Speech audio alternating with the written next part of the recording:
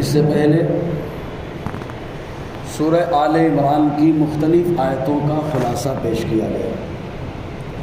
ابھی اپنے سامنے جو آیت کریمہ ہے، اس آیت کریمہ میں اللہ تعالیٰ نے منافقین کا رد فرمایا، اور اللہ تعالیٰ نے قرآن مقدس میں آپ غور کریں تو بہت ساری قوموں کا رد فرمایا، جیسے یہود کا رد فرمایا، نصرانیوں کا رد فرمایا، تو اللہ تعالیٰ نے ویسے ہی منافقین کا بھی رد فرمایا۔ پوری صورت ہی نازل فرما دی سورہ منافقون مکمل رد میں۔ تو ہوا یہ تھا کہ غزوہ احد کے موقع پر حضور صلی اللہ علیہ وسلم جب صحابہ کرام کو لے کر احد کے میدان کی طرف چل پڑے تو منافق دو گروہ میں بٹ گئے۔ کچھ وہ تھے جو مدینے سے نکلے ہی نہیں اور سختی سے مخالفت کر رہے تھے، بولے کوئی ضرورت نہیں وہاں جانے کی، یہیں رہ کر کے مقابلہ کیا جائے۔ اور کچھ لوگ تو جو ہے ساتھ میں نکلے، لیکن نکلنے کے بعد وہاں جب احد کے میدان میں پہنچے تو پہنچنے کے بعد ان لوگوں نے جو ہے مخالفت کی اور وہاں سے اپنے ساتھیوں کو جمع کیا اور جمع کر کے مدینہ واپس آ گئے۔ تب اللہ تبارک و تعالیٰ نے ایک آیت کریمہ نازل فرمائی اور صحابہ کرام کی شان کو اجاگر فرمایا کہ یہ لوگ مدینے سے نکلے صحابہ، مخلص صحابہ، تو خالی اللہ تعالیٰ کو خوش کرنے کے لیے نکلے کہ میرا مولا راضی ہو جائے، میرا اللہ راضی ہو جائے، رسول اللہ راضی ہو جائے۔ لیکن منافقین جو لوٹے یا نہیں گئے تو ان پر اللہ کا غضب اترا، اور دونوں برابر نہیں ہو سکتے ہیں، دونوں برابر نہیں ہو سکتے۔ کیوں؟ اس لیے کہ منافقوں پر اللہ کا غضب نازل ہوا ہے اور صحابہ پر اللہ تعالیٰ نے اپنی خوشنودی کا نزول فرمایا ہے، تو اللہ تعالیٰ نے ان کی رد میں فرمایا۔ اچھا، یہی سے ایک بات اور معلوم ہوئی، ہر زمانے میں، ہر دور میں انسان اگرچہ الگ الگ گروپوں میں ہو لیکن بنیادی طور سے دو گروپ میں رہتا ہے، ایک ایمان والا اور ایک بے ایمان۔ ایمان والوں کا حال ایسا ہی ہے کہ اللہ تبارک و تعالیٰ انہیں اپنی رضا اور خوشی سے مالا مال فرماتا ہے، اور بے ایمان سے اللہ تعالیٰ پسند نہیں فرماتا۔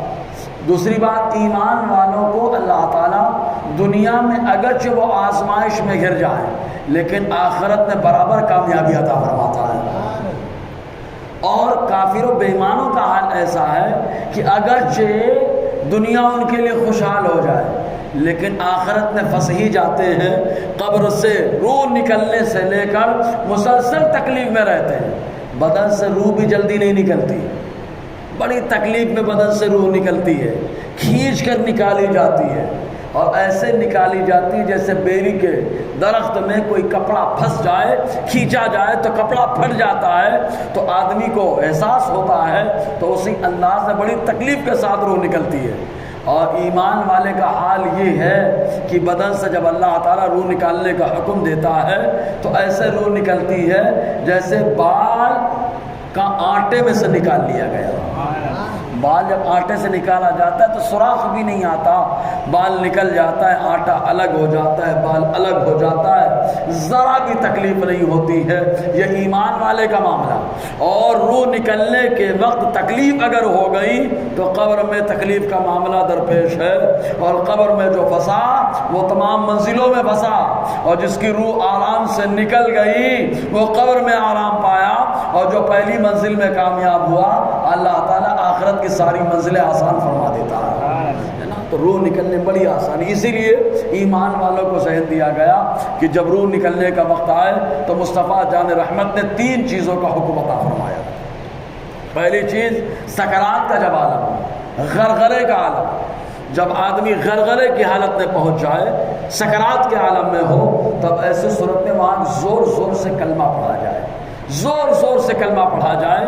اس کی برکت یہ ہوگی کہ کلمہ ہم پڑھیں گے اور اللہ تعالیٰ جو غرغرے کی حالت میں اس کو سکون بھی دے گا اور ساتھ میں کلمہ پڑھنے کی توفیق بھی عطا فرما دیتا ہے نا۔ دوسری چیز، روح نکلنے میں بڑی تکلیف ہوتی ہے۔ اللہ تعالیٰ کے رسول نے ایک فارمولہ دیا، مردے کو یاسین سناؤ روح نکلنے میں آسانی ہوتی ہے۔ دوسرا فارمولہ حضور نے دیا، سورہ رعد سناؤ روح نکلنے میں آسانی ہوتی ہے۔ اور یہاں کافر کے لیے کوئی فارمولہ ہی نہیں ہے، کیونکہ وہ ایمان والا نہیں ہے نا۔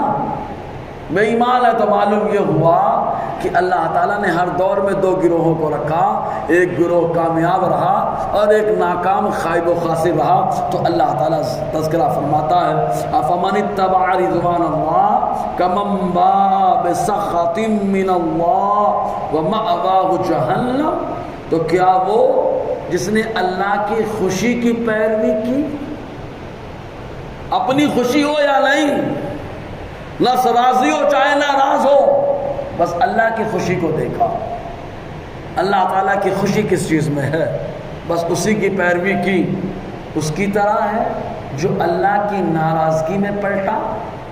منافقین نکلے ہی نہیں، یا تو احد میں گئے پلٹ کے آ گئے اللہ کی ناراضگی کے ساتھ۔ یہی سے معلوم ہوا منافق اللہ کی ناراضگی میں ہے اور صحابہ اللہ تعالیٰ کی خوشنودی میں ہے نا۔ اب یہی سے محرم کا پیریڈ ہے، رافضیوں کو معلوم ہونا چاہیے منافقوں میں اللہ کی ناراضگی ہے، اور صحابہ سے تو اللہ اتنا خوش ہے کہ خود فرما رہا ہے منافقوں کی طرح یہ ہے ہی نہیں، وہ کیونکہ منافق اللہ کے غضب میں ہے اور سارے صحابہ اللہ کی خوشی میں ہے نا۔ دونوں میں بڑا فرق ہے، بونے بعید ہے، زبردست فرق ہے جی۔ اور دوسری چیز برابر نہیں ہو سکتے، تو کہا برابر نہیں ہو سکتے، ہو سکتا منافقوں کی شان زیادہ اچھی ہو، ہے نا۔ ایک دماغ میں بات آئی، گندا آدمی گندی سوچ رکھے گا، تو اللہ تعالیٰ نے فوراً بتا دیا وَمَأْوَاهُ جَهَنَّمُ، اچھے ہو ہی نہیں سکتے منافق، برابری کا معاملہ ہی نہیں ہے۔ رب فرماتا ہے منافق جہنمی ہے، منافقوں کا ٹھکانہ جہنم ہے۔ اچھا کس نے فتویٰ لگایا؟ اگر آج کا مفتی لگاتا تو لوگ بولتے مفتی صاحب منمانی کر رہے ہیں، لیکن اس پروردگار نے فتویٰ دیا ہے جس نے ساری کائنات کو بنایا ہے، ساری کائنات کو بنایا، اور اللہ نے جنت اور جہنم دونوں کا بھرنے کا وعدہ فرمایا، دونوں کو بھرنے کا وعدہ فرمایا۔ جنات اور انسان سے اللہ تعالیٰ جنت کو بھی بھرے گا، جہنم کو بھی بھرے گا۔ ایک حدیث پاک میں جنت اور جہنم کا مقابلہ ہوا، دونوں کا مقابلہ ہوا۔ جنت اپنے فضائل بیان کر رہی، جہنم اپنے اعمال و گفتگو۔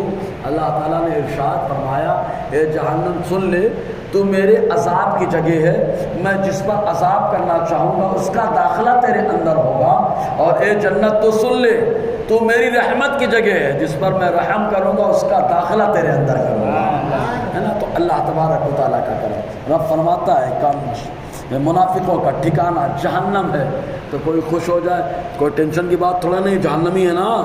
جہنم میں تو داروغہ ہے، جہنم بھی حضرت مالک علیہ السلام بھی ہے، فرشتے بھی تو کام کر رہے ہیں۔ تو اللہ تعالیٰ فرماتا ہے ان پہ خاص کرم ہے میرا، اور تم لوگوں کا حال کیسا ہے؟ وَبِئْسَ الْمَصِيرُ، جہنم تمہارا مقدر ہے تو بہت برا ٹھکانہ ہے تمہارے لیے۔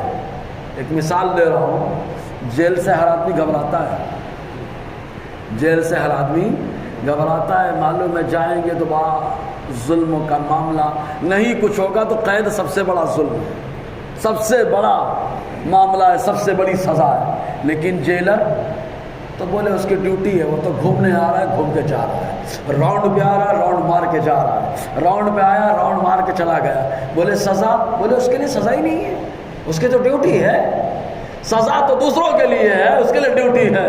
تو کہا بس جہنم میں ڈیوٹی ہے داروغہ، داروغہ جہنم مالک علیہ السلام اور دیگر فرشتوں کی، ان کے لیے سزا نہیں ہے، سزا تو اس کے لیے ہے جو رب کی بارگاہ کا نافرما بردار ہے۔ اللہ تعالیٰ جب اس کو داخل کرے گا تو سزا کے طور پہ داخل فرمائے گا۔ تو بہت برا ٹھکانہ ہے جہنم۔ جہنم کا کیا، باقی تو سب معلوم ہے، جہنم سب سے خطرناک چیز یہ ہے کہ اس کی آگ، ہم دنیا کی آگ کو برداشت نہیں کر پاتے، ماچس کی تیلی کا چٹکا لگ جائے، اگر بتی لگی رہتی ہے اس کی بھوئی راکھ جل کر کے آدمی کے اوپر آ جائے تو چٹکا لگ جاتا ہے، حالت خراب ہوتی ہے۔ ذرا سوچے وہ جہنم ہے، وہ جہنم ہے، کتنا خطرناک معاملہ ہوگا۔ لیکن رب کی عادت جاریہ ہے، جب بھی سزا کا ذکر فرماتا ہے تو فوراً اپنی رحمت کا بھی ذکر فرما دیتا ہے۔ تو اللہ تعالیٰ نے فوراً اپنی رحمت کا ذکر فرمایا۔ منافقوں کی سزا یہ کہ جہنم ٹھکانہ، لیکن ایمان والے تو اللہ تعالیٰ فرماتا ہے اول دن سے ایمان والوں پہ احسان ہو رہا ہے، اول دن سے احسان ہو رہا ہے. کیسے ہو رہا ہے؟ لقد من اللہ علی المؤمنین اذ بعث فیہم رسولا من انفسہم. اللہ نے ایمان والوں پہ احسان فرمایا کہ انہی ایمان والوں کے اندر ایمان والوں میں سے ایک پیغمبر کو بھیج دیا ہے. اول دن سے ایمان والوں پہ احسان ہو رہا ہے. اب اس پہ دیکھیں اللہ تعالیٰ نے اس میں بہت سارے نکتے نکلیں گے. من کس کو کہا جاتا ہے؟ ہمارے ہاں تو من بولتے میرا من نہیں چاہتا. تو یہ تو فارسی لفظ ہے. من مانے میں. میرا میں نہیں چاہتا, میرا من نہیں چاہتا. عربی میں من جو ہے نا الگ الگ معنوں کے لیے استعمال ہوتا ہے. کبھی کبھی من جو ہوتا ہے یہ تانے کے لیے بھی استعمال ہوا ہے. تانا دینا, جیسے ہم لوگ تانا دیتے ہیں کسی کو, جملے کستے ہیں کسی پر, تو جب تانا دیتے ہیں اس کو بھی من کہا جاتا ہے. کہا کیسے؟ کہا قرآن میں اللہ تعالیٰ فرماتا ہے لا تبطلوا صدقاتکم بالمن والاذی. اپنے صدقوں کو من اور تکلیف سے برباد مت کرو. تکلیف ایزا مانے تکلیف, اذا اور من مانے تانا. تانا دے کر اپنے صدقوں کو برباد مت کرو. لوگ کیا کرتے ہیں, لے 10 روپیہ دے دیا, دوبارہ مت مانگنے آؤ. لو تانا دے دیا, خراب ہو گیا ماحول. تانا دیا, صدقہ برباد. رب فرماتا ہے اسے برباد مت کرو, ایک دو. اسی لیے اللہ تعالیٰ دوسری جگہ فرماتا ہے قول معروف خیر من صدقۃ یتبعها اذی. رب فرماتا ہے اچھی بات بولنا اس صدقے سے بہتر ہے جس کے بعد تکلیف ہو. صدقہ دے کر کے آدمی احسان جتائے, لوگوں پہ روب جمائے, لوگوں کو دبانے کی کوشش کرے, اس سے بہتر یہ ہے کہ آدمی میٹھی بات بولے. سبحان اللہ, اس سے بہتر ہے کہ میٹھی بات بولے. اسی لیے کہتے ہیں میٹھی بات بولنا ہمیشہ صدقہ ہے, لیکن صدقہ کرنا ہمیشہ صدقہ ہو ضروری نہیں ہے. صدقہ مطلب خرچہ کرنا. تو من کبھی کبھی تانے کے معنی میں استعمال ہوتا ہے, اور کبھی کبھی من آسمانی غذا کے لیے بھی استعمال ہوا ہے. اللہ تعالیٰ فرماتا ہے وَأَنزَلْنَا عَلَيْكُمُ الْمَنَّ وَالسَّلْوَىٰ. اے بنی اسرائیل سنو, ہم نے تمہارے اوپر من و سلوہ کو نازل فرما دیا. اچھا, آسمان سے وہ غذا پائیں تو خوش ہو جائیں, ہم کو زمین سے ملے تو بھی مصطفیٰ عطا فرمائیں. رب ہے موتی, یہ ہے قاسم. سمجھے گی نہیں آپ؟ تو من اس معنی میں بھی آتا ہے, الگ الگ معنوں میں. یہاں من کا معنی احسان. لقد یقیناً احسان فرمایا من اللہ, اللہ تبارک و تعالیٰ نے علی المؤمنین, ایمان والے. اب ایک سوال میں آپ سے کرتا ہوں, جب حضور پیدا ہوئے تو اس وقت کیا ایمان والے رہے کہ حضور کا آنا ان کے اوپر احسان ہوا؟ کیونکہ اللہ تعالیٰ فرماتا ہے ایمان والوں پہ احسان کیا کہ انہی میں, ایمان والوں میں, ایمان والوں سے ایک پیغمبر کو بھیجا. سبحان اللہ. سمجھ رہے ہیں جملوں میں؟ اور عربی میں گرامر میں جائیں گے تو ہم ضمیر آئی ہے, ضمیر کا مرجع ایمان والے, ضمیر کا مرجع ایمان والے. کہ ایمان والوں پہ احسان اللہ نے کیا کہ انہی میں, انہی سے ایک رسول کو بھیجا. تو کیا ایمان والے تھے؟ تو اب پہلے تو قرآن کے اعتبار سے, تاریخ کے اعتبار سے بات ہے. تاریخ ابن خلدون بہت معتبر تاریخ کی کتاب, اس کا مقدمہ پڑھے. مقدمہ ابن خلدون بہت معتبر ہے. مقدمہ ابن خلدون کے اندر لکھا گیا کہ جب حضور صلی اللہ علیہ وسلم پیدا ہوئے اس وقت عرب میں کتنے مذہب پائے جاتے تھے. تو کچھ لوگوں نے کہا کہ یہودیت, نصرانیت, صابیت, صابیت سمجھتے ہیں نا, صابی ہونا, ستاروں کی پوجا کرنے والے, مجوسی اور توحید پرست. سبحان اللہ. اور کون پائے جاتے تھے؟ توحید پرست, اللہ کو ایک ماننے والے. اس زمانے میں جب مصطفیٰ کی ولادت نہیں ہوئی, اگر کوئی اللہ کو ایک مانتا ہے, شرک نہیں کرتا ہے, تو اسی کو ایمان والا کہا جاتا ہے. تو اللہ تعالیٰ نے ایمان والوں پہ احسان فرمایا کہ ایمان والوں میں, ایمان والوں سے ایک پیغمبر کو بھیج دیا. کس پہ احسان ہوا؟ کہ عبداللہ پہ احسان ہو گیا. کہ ساری دنیا کفر و شرک میں لگی ہے, لیکن عبداللہ نے وحدانیت کو سنبھالا, تو اسی وحدانیت کی دعوت دینے کے لیے اللہ نے انہی کی نسل سے مصطفیٰ کو بھیجا. سمجھ رہے نا؟ آمنہ کو بھیجا, آمنہ کی نسل میں سے بھیجا, عبد المطلب کی نسل میں سے بھیجا. اور اگر کوئی کہے نہیں انہوں نے بتوں کی پوجا کی ہے, تو سورہ ابراہیم میں حضرت ابراہیم کی دعا ہے، وَجْنُبْنِي وَبَنِيَّ أَن نَّعْبُدَ الْأَصْنَامَ، سورہ ابراہیم وَجْنُبْنِي وَبَنِيَّ أَن نَّعْبُدَ الْأَصْنَامَ، کیونکہ ابراہیم نے کہا تھا اے اللہ ہماری نسل میں سے گروہ کو مسلمان بنا۔ سورہ بقرہ میں ہے ربنا وبعث فیہم رسولا منہم، اسی میں اس کے پہلے والی آیت۔ تو کہا اے اللہ مجھے اور میری اولاد کو بتوں کی پوجا سے بچا لے۔ سبحان اللہ، کون دعا کر رہا ہے؟ ابراہیم علیہ السلام، کہ مجھے بھی بچا لے، میری نسل کو بھی بچا لے۔ تو جس اصل سے مصطفیٰ نسل بن کر کے آئے، سبحان اللہ، سمجھنا میری بات، مجھے اور میری اولاد کو بتوں کی پوجا سے بچا لے۔ تو کہا حضرت ابراہیم سے لے کے حضرت عبداللہ تک قرآن کہتا ہے کہ اللہ نے دعا قبول کی کہ نہیں؟ تو ترمذی کی حدیث کہتی ہے حضور نے کہا انا دعوت ابراہیم، میں ابراہیم کی دعا ہوں۔ سبحان اللہ، کہا دعا کا بھیجا، اللہ بھیج دے، رسول کو بھیج دے، اور اسی ذریت کو ایمان پہ قائم رہنے کی دعا کی ہے۔ تو معلوم یہ ہوا کہ قرآن خود بتا رہا ہے حضرت ابراہیم سے لے کر حضرت عبداللہ تک، حضرت حاجرہ سے لے کے حضرت آمنہ تک، اللہ تعالیٰ نے سب کو بت پرستی سے بچا لیا ہے نا، قرآن کے، ٹھیک ہے؟ تو اللہ تعالیٰ فرماتا ہے ایمان والوں پہ اللہ نے احسان کیا، لقد من اللہ، اللہ نے احسان کیا ایمان والوں۔ ایک بات یاد رکھے، ایک ہے توحید، ایک ہے ایمان۔ توحید کا اعتبار کیا؟ حضور کی اعلان نبوت کے بعد خالی اللہ کو کوئی ایک مانے تو چلے گا؟ تو کہا نہیں، حضور کی اعلان نبوت سے پہلے اگر کوئی توحید پرست ہے، اللہ کو ایک مانتا ہے، جیسے حاتم طائی، جیسے حضرت عبد المطلب، جیسے حضرت عبداللہ، جیسے حضرت آمینہ، اللہ کو ایک مانتے ہیں، حضور کے اعلان نبوت سے پہلے ہی پردہ فرما گئے۔ تو مسلم شریف کی حدیث پاک جو اللہ تعالیٰ کو ایک مانتا ہے، اللہ تعالیٰ اپنے فضل سے ان کا داخلہ جنت میں فرمائے گا، ہے نا؟ سمجھ میں آیا جی؟ اور حضور نے جب نبوت کا اعلان کر دیا، تب اب ایسی صورت میں وحدانیت کے ساتھ رسالت کا بھی اقرار کرنا پڑے گا، تب ایمان چلے گا۔